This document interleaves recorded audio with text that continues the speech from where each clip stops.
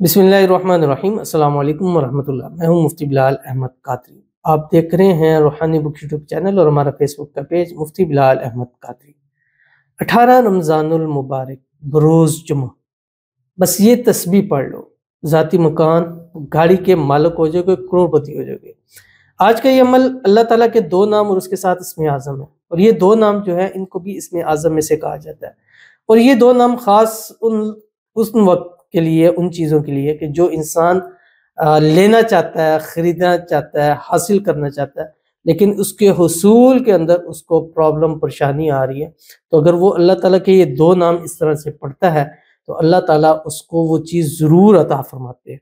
तो अब ज़ाहिर है कोई शख्स है, बेघर है, किराए के मकान में धक्के खा रहा है, वो चाहता है उसका अपना ज़ाती घर हो, अल्लाह उसको अपना ज़ाती घर नसीब फरमा दे।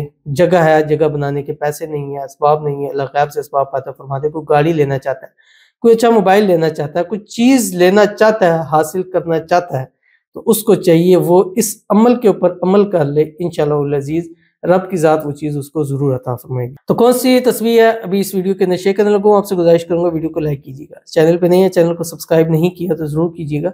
साथ लगे बेल आइकन के बटन को दबाइएगा ताकि आने वाली तमाम लेटेस्ट वीडियोस आपको बर वक्त मिल सके। अगर आप हमें फेसबुक पर देख रहे हैं, हमारे इस फेसबुक पेज मुफ्ती बिलाल अहमद कादरी, इसको फॉलो ज़रूर कीजिएगा। इजाज़त के लिए कमेंट में अल्लाह लिखिएगा, और ख़ास इजाज़त के लिए इस वीडियो को जस्ट लाइक ज़रूर कीजिएगा। वीडियो को मुकम्मल देखिएगा विद आउट स्क्रिप्ट किए हुए।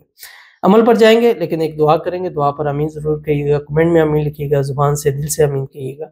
और अगर आप भी अपने लिए दुआ कराना चाहते हैं तो इस वीडियो के नीचे कमेंट कीजिएगा, और कमेंट में रमज़ान 2024 लिखना मत भूलिएगा। आज की जो हमारे पास पहली दुआ कहते हैं रमज़ान 2024। अस्सलाम वालेकुम सर। वालेकुम सलाम। आपको अल्लाह ताला बहुत सारी खुशियाँ अता करे, सेहत दे, आमीन सुमा आमीन या रब्बुल आलमीन। बहुत बहुत शुक्रिया आपकी दुआओं का। और वाकई आज मेरे लिए ये तो दुआ बड़ी आपकी ख़ास है कि तबीयत भी ख़राब है और आपने सेहत की दुआ की है, तो अल्लाह ताला आपकी ये दुआ मेरे हक़ में कबूल फ़रमाए। वो शायद देखिए अब यही चीज़ होती है कि सेहत ठीक नहीं और आपने सेहत ही के लिए मेरे लिए दुआ की है, तो अल्लाह आपको इसका अजर अता फ़रमाए।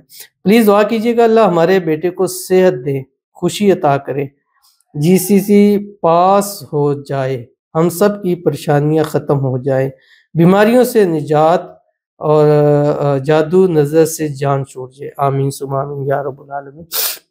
अल्लाह ताला मेरी दुआ आपके हक़ में और आपकी दुआ मेरे हक़ में कबूल फ़रमाए। अल्लाह ताला जो है आपके बेटे को सेहत वाली, तंदुरुस्ती वाली, ईमान वाली, आफ़ियत वाली लंबी ज़िंदगी अता फ़रमाए। उसको ज़िंदगी के हर मोड़ पर कामयाब करें। जो भी इम्तिहानात है अल्लाह ताला अच्छे नंबरों के साथ उसको पास करे।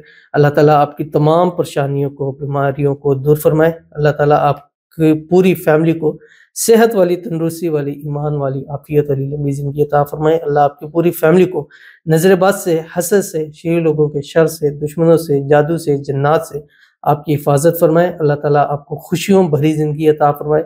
पूरी फ़ैमिली को हमेशा अल्लाह ताला खुशहाल रखे और हर किस्म की परेशानी, मुसीबत से महफूज रखे। आमीन सुमा आमीन या रब्बुल आलमीन।